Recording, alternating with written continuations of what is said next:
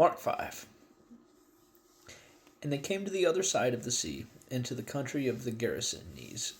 And when he got out of the boat, immediately there met him out of the tombs a man with an unclean spirit, who had his dwelling in the tombs.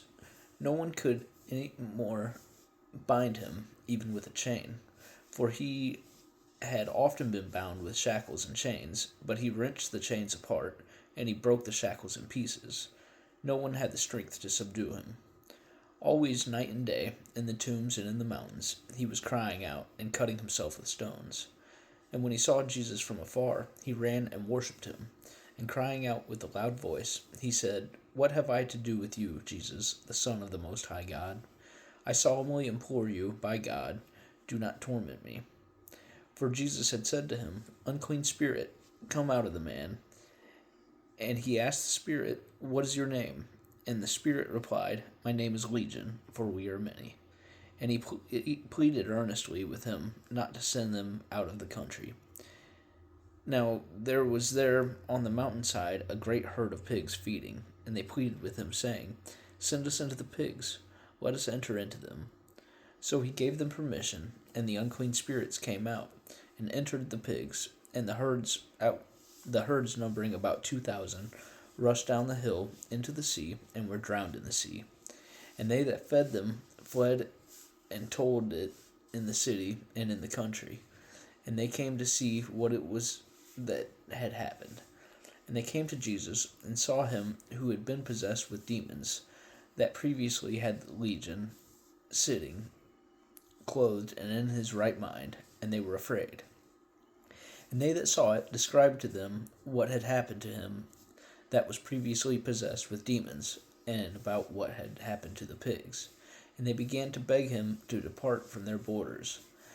And as he was entering into the boat, he that had been possessed with demons pleaded with him that he might go with him. But Jesus did not permit him. Instead, he said to him, "Go to your home, to your family, and tell them how great things the Lord has done for you, and how he has had mercy on you." And he went his way and began to publish in Decapolis the great things Jesus had done for him, and all the men marveled. And when Jesus had crossed over again by boat to the other side, a great crowd was gathered to him, and he was by the sea. And there came one of the rulers of the synagogue, Jairus by name, and seeing him, he fell at his feet, and implored him earnestly, saying, "My little daughter is at the point of death. I beg you to come and lay your hands on her, that she may be made whole and alive." And Jesus went with him, and a great crowd followed him, and they pressed upon him.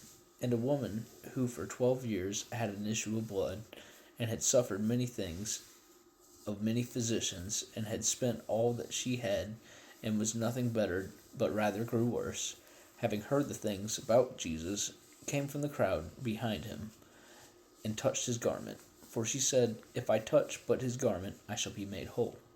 And immediately the fountain of her blood was dried up, and she felt in her body that she was healed of her illness. And immediately Jesus, perceiving in himself that the power proceeding from him had gone forth, turned toward the crowd and said, "Who touched my garments?" And his disciples said to him, "You saw the crowd pressing upon you, and you ask, 'Who touched me?'" And he looked around to see who had done this thing. But the woman, fearing and trembling, knowing what had been done to her, came and fell down before him, and told him all the truth. And he said to her, "Daughter, your faith has made you whole.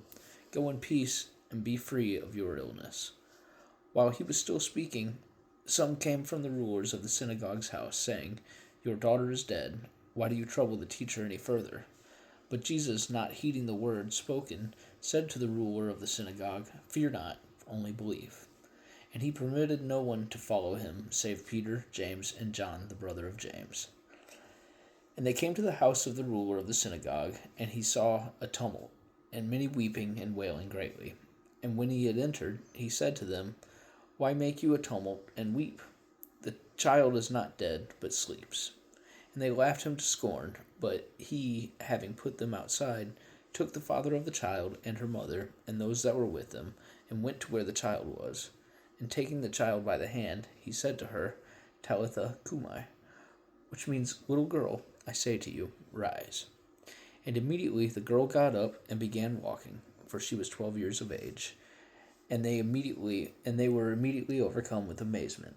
And he strictly ordered them that no one should know about this, and told them to give her something to eat.